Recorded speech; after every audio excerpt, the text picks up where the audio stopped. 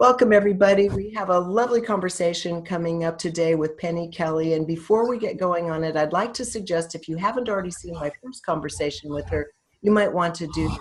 It's where we talk about the upcoming changes for humanity that was given by the little men in brown robes. But before we even get going on this, I need to tell you, there was a hum going through the last interview, and it's happening again today. And Penny says she's sitting on a massive vortex and she hears humming all the time. So understand, this is just kind of unique to Penny's incredibly charged property. So without further ado, it's so good to see you again, Penny. Yeah, it's good to be here.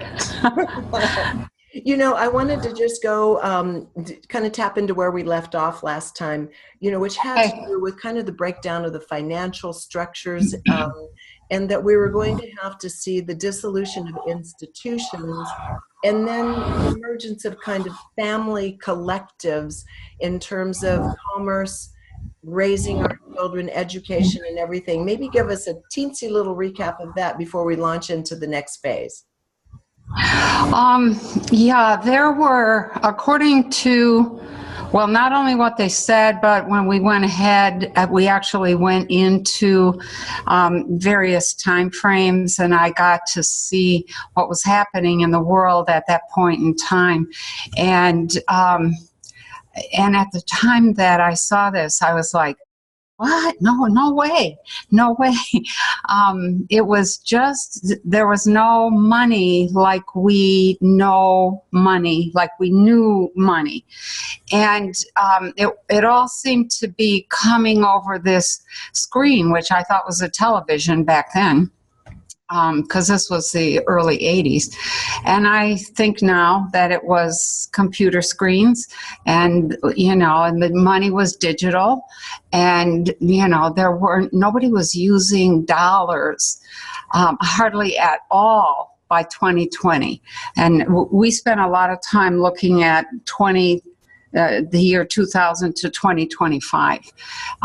So that was happening, and I could see there was quite a bit of chaos that really forced people to band together if they wanted to survive and share resources, and they did beautifully at that.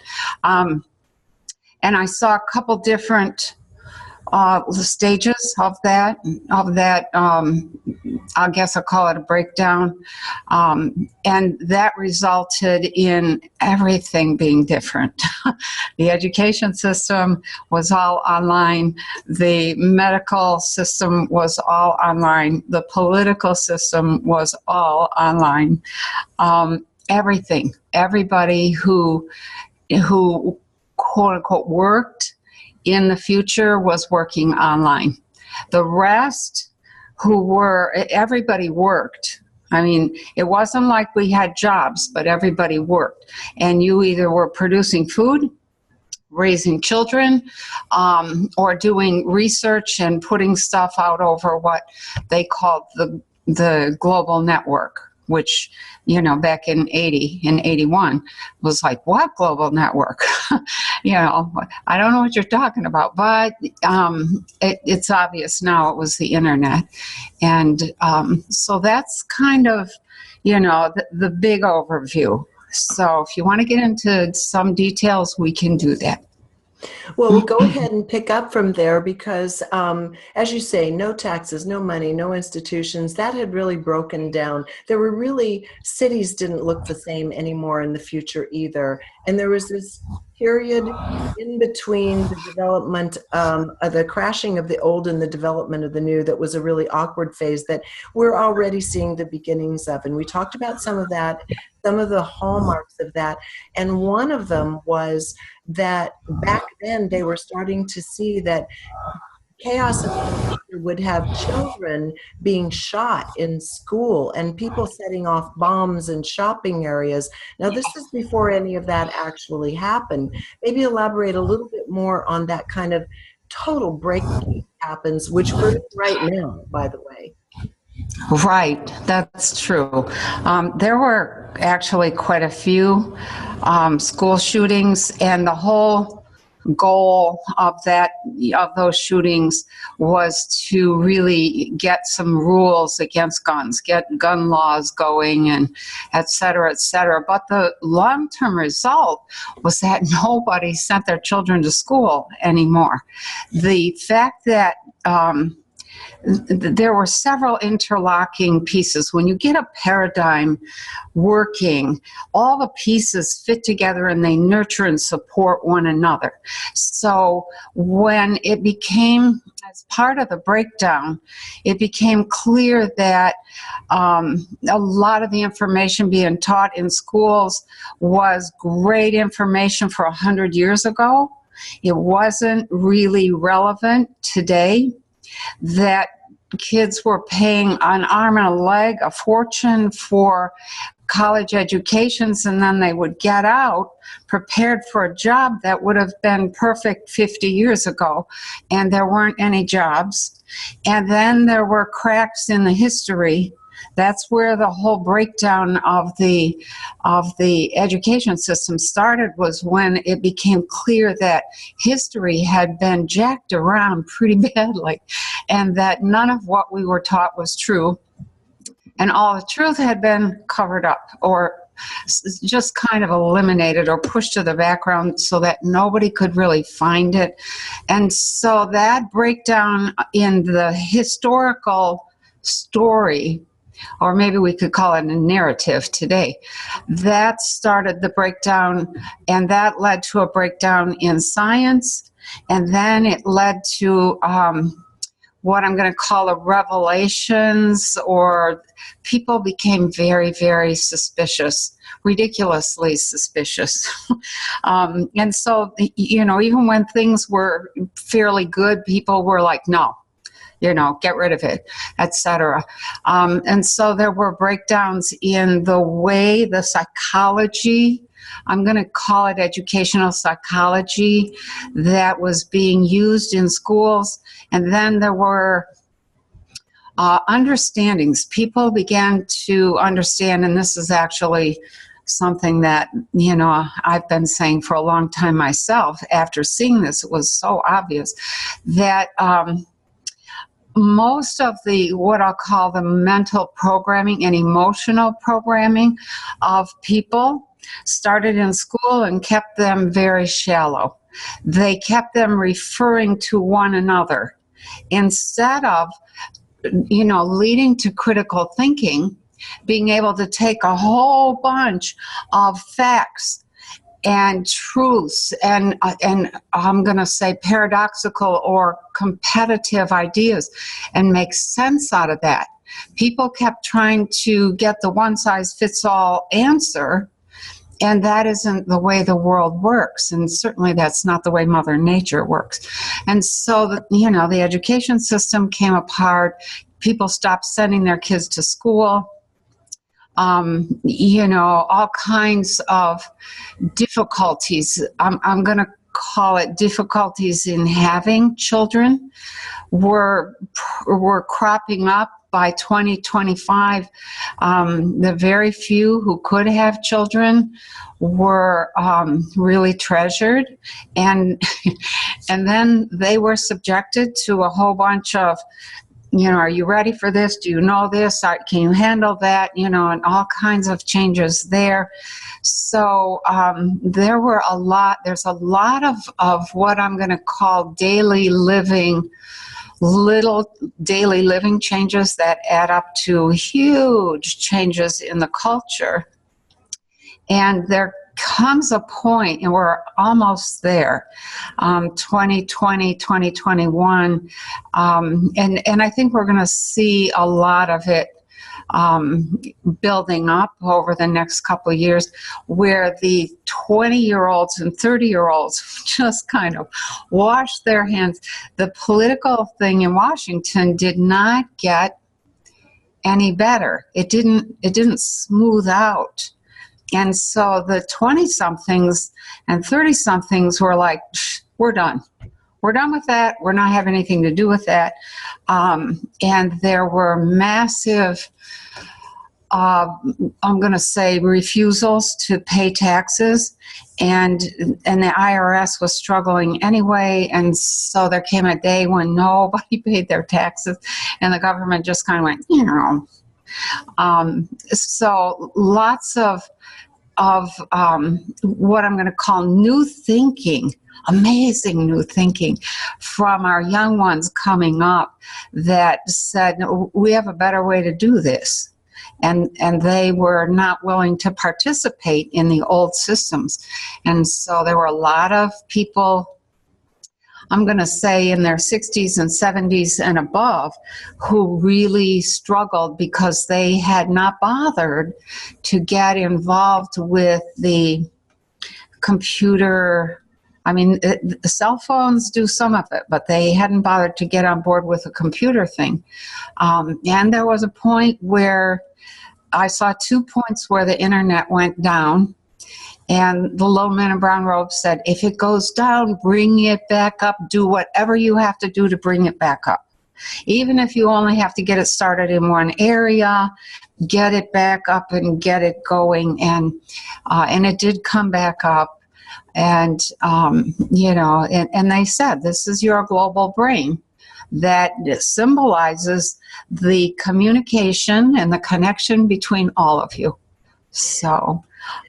and really that's already begun in terms of the Parkland shooting, and of course the phenomena of what's happening with these teenagers that are going around the country and campaigning. We're at a time right now where a march is going to be happening, I think tomorrow. So by the time people see this, it will have happened. And Right. all of the media rounds. And the thing that's impressive about them, one media outlet, I watched them, I think on the Trevor Noah show, Daily Show, is they had 6 of them on a panel, and they did not all have a common vision about what had to be done. Some were still pro-guns, some were not. One was, a young African-American man that said, absolutely no, I don't want guns in the hands of a teacher. But on the other hand, they all agreed to peacefully share their message and not compete or fight with each other, which is a heck of a lot more mature than the media is and the adult world is right now. So we're starting to see that intelligence of the youth really kick in. And let's go ahead and talk about them when they come of age of procreation. The procreation on the planet is going to look very different. Yeah, that's true. When we got out to 2,400, most of the people of not the U.S., of the globe, were really creamy skinned, olive skinned people. There were all shades of brown. And I was really amazed by that. I saw my own self in the year 2413, and I had a very interesting name and looked like a mixture of a whole bunch of things. And I thought that was fascinating. The ability to have children is something that really comes under strict guidelines as we move over the next 100 years. And now that isn't going to affect maybe some people who are alive today, but those guidelines were developed because so few of the people of the U.S., especially of the U.S. and the Western countries, were able to carry a healthy child to full term and have a healthy infant that didn't need special care and all kinds of hospitalization for the first, year of their life, or difficulties or whatever. There was a whole effort to, I'm going to say, to try to heal those with autism, and quite a few of those efforts were successful. But then what I saw was once they redid the frequency body, the energy body, which is what you have to do to heal the autism, then there had to be retraining to catch up with the thinking processes. and certain permissions. And so it was a little bit remedial, but it was a lot better than, 1 out of 60 people having autism and needing special housing and special food and special care and all that kind of stuff. There's the autism movement, if I can call it that, is really the trigger for the awareness of we have to have better food, we have to have better education, we have to have better medicine. And the whole vaccine thing does come under huge obstacles, and there were people who were killed over it. So it was messy. We're headed into a messy time, and the young people, very, very sensible. They have common sense in ways that this seems to be missing in some ways. So, and I'll note this, and this is not meant as an insult to, any particular group, but those people who came here from other countries and other civilizations that did not have quite as long a history of bad food, processed food, as we did, they're actually the ones who are able to procreate. And that really affects the demographics of the future. Yes. Yeah. That really makes sense, because we're talking about people who've come from being close to the land, who are eating produce grown within their region, who have maintained, the integrity of their DNA and their cellular health, compared to what in your book looks like is an actual agenda by the corporations, and from an outcropping of the industrial age to profit a handful of people to take humanity down a really narrow chute into very poor eating habits and very poor health and corrupt DNA. So what you're saying makes absolute sense about what the demographic looks like in the future, of course.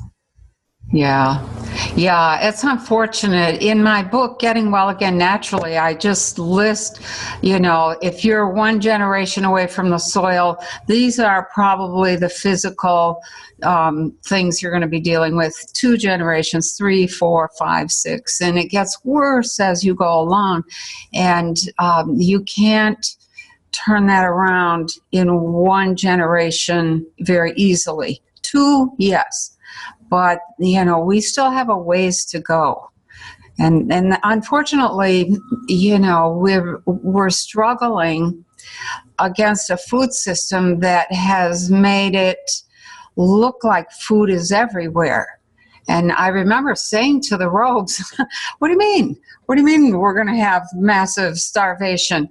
And what I didn't realize at the time was that we are starving for nutrients, for minerals, for enzymes, for aminos, and that, we're not getting those things. And so that results in massive starvation. And the first signal that the body does when it's starving is swells. Everybody looks like a Pillsbury Doughboy.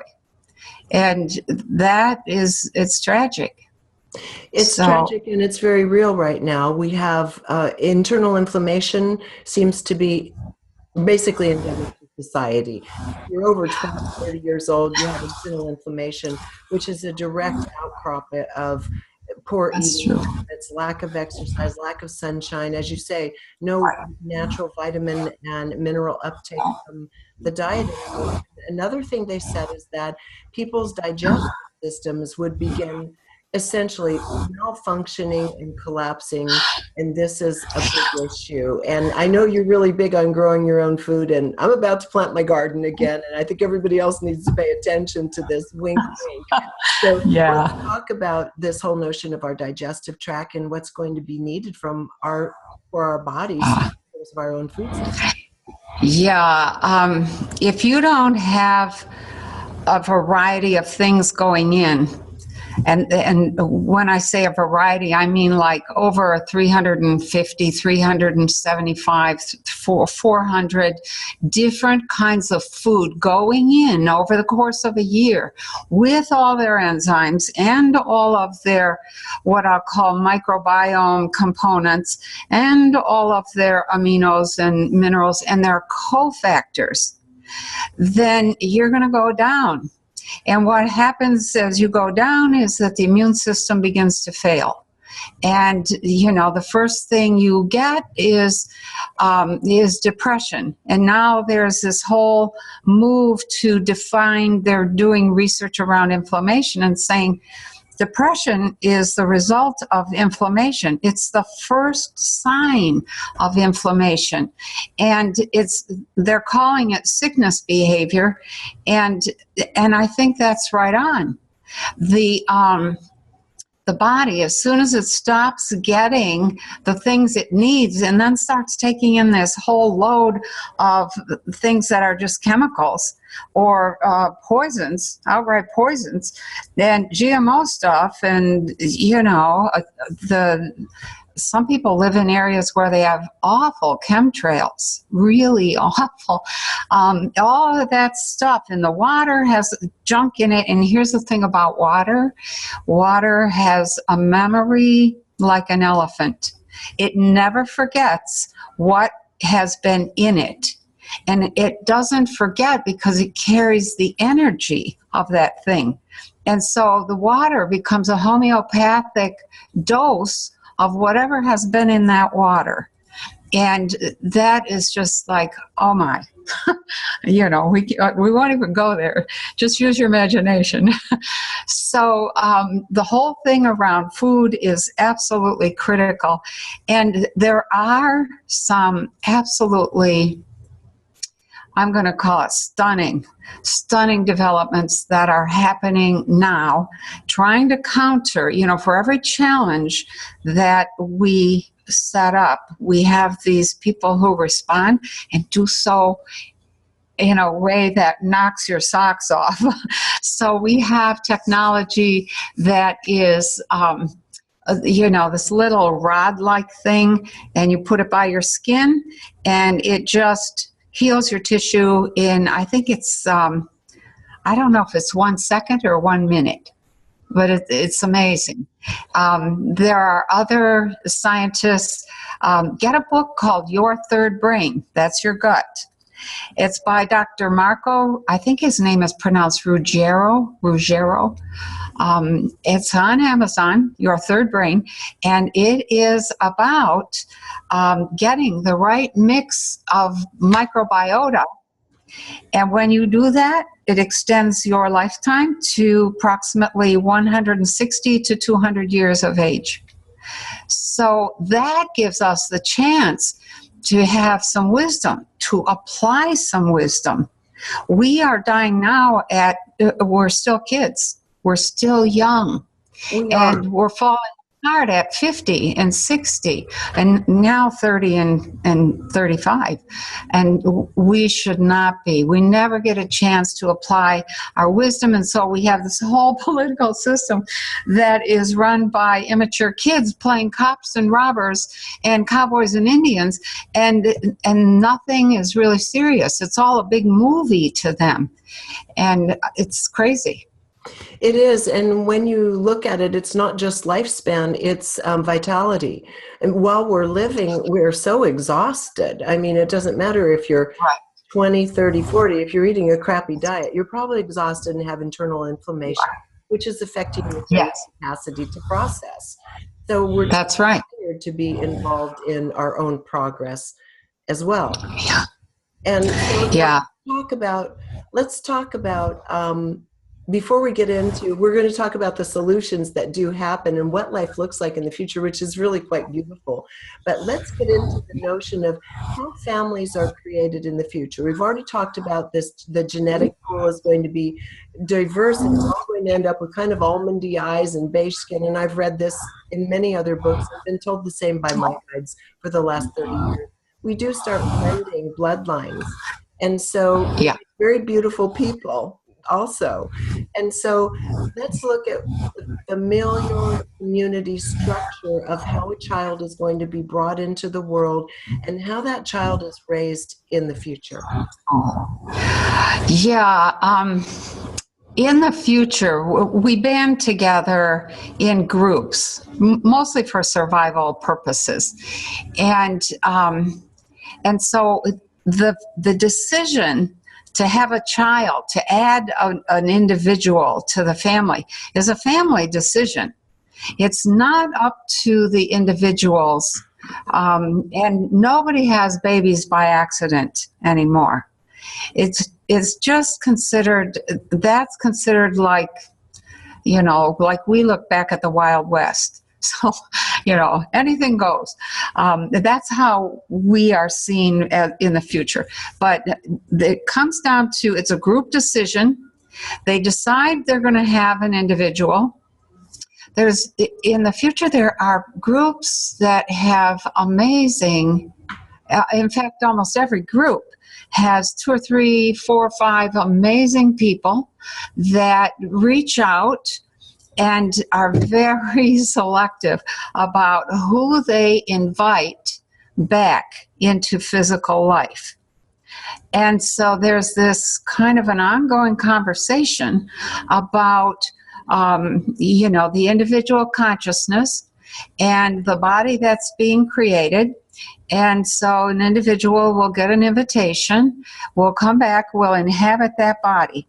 The entire family group, and these families are anywhere from 200 to 2,000 people. And they just nurture the individual who's pregnant, and what's called the biological father. They nurture them endlessly because they don't want a single moment of feeling bad, feeling sick, feeling crabby, feeling overwhelmed to happen to that individual, because it's transferred to the baby. The baby, ends up feeling that. And even though there are some arguments in the future that say, no, we need a range of feeling and we need to be resilient, they end up saying, okay, we'll deliberately create that so that we have full control over how that child processes it, or as much control as possible. So anyway, then the baby gets born, and they do the whole birth thing very differently. Everybody in the family comes through and greets the child, touches the child within a few hours of birth, and that's quite an exhausting process for the bigger families. The animals all get introduced to the child. The child gets laid on the earth. Certain rhythms are played. Certain plants are put up against the child, because the people of the future know that each individual, each plant, each animal has certain frequencies that stabilize, and the word would be call the consciousness of that individual into full operation.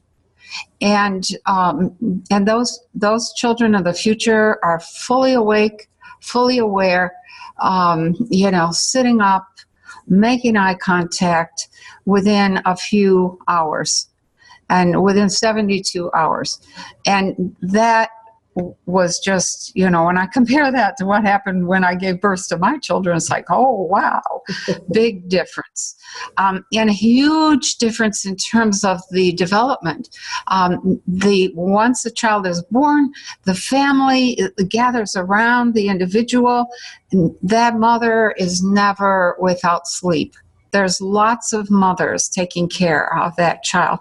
And there'll be 3 or 4 that really connect. And everybody recognizes that connection and honors that. So the child belongs to the group, not the couple. And then in the process of raising that child, the first educational task is teaching that child to survive on the earth. Food, water, animals, plants. How do you milk cows or goats or whatever?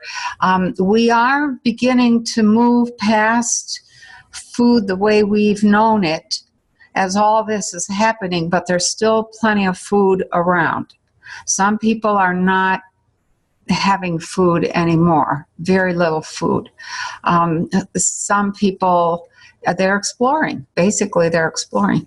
But then the child is kept at home, is educated in the family business, begins to work usually by the age of 8, and is stunningly adult by the time they're 12 and 13. If they have interest, if the child develops an interest in something that another family specializes in, they send that child away to that family after quite a bit of very careful vetting. And so the families are connected. They know each other pretty well. But each family has usually a main business that they do. They may be doing something medical. They may be doing some kind of research into consciousness. They may be doing something with metals,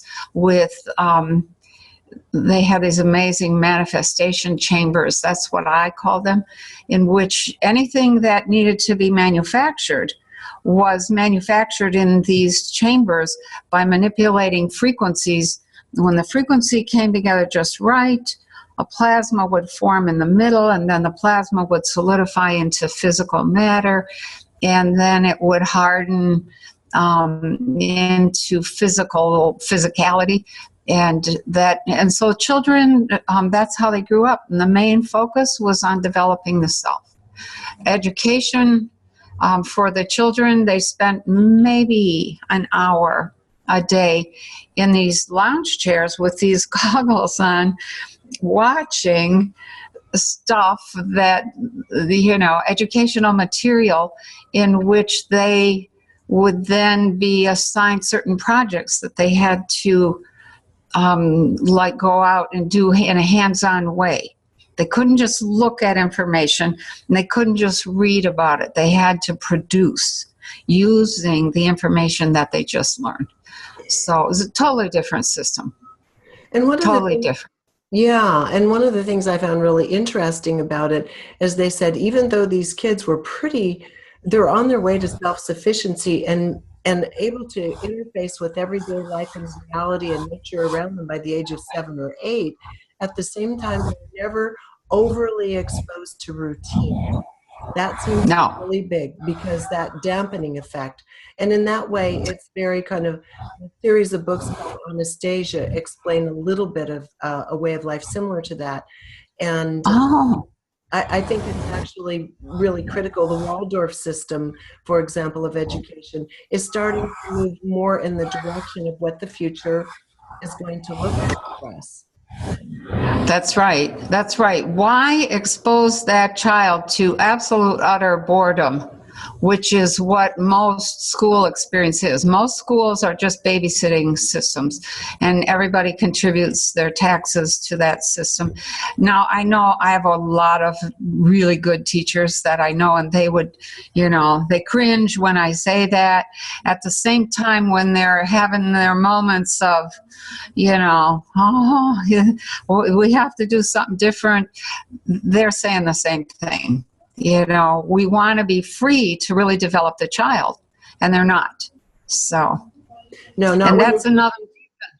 That's why people stop sending their kids as well. Not only is it dangerous, and the physical buildings are not very well taken care of at all. The buildings kind of are disintegrating, and then there's the failure to develop the consciousness. So those are the 3 factors. Jenny, this is a perfect time to take a little break in the conversation. We're going to end part 1 of our second discussion here. And there's so many beautiful things to look at in part 2 of this conversation. So we're going to put that up next week. So for now, we'll say goodbye. And also, please tell us where everybody can find the book. You can get the book on Amazon. It's just called Robes, A Book of Coming Changes. And if you want, you can go to my website, www.consciousnessonfire.com. And get a download. You can download the book there. So either place. Penny, I want to thank you so much. And again, as I said before, I consider this to be one of the most important books out there. If I were going to take just a handful of books with me that are really instructive guides to what humanity's direction is, yours would be one of these books. So again, thank you, and everybody, until next time, thank you for joining us here on reginameredith.com.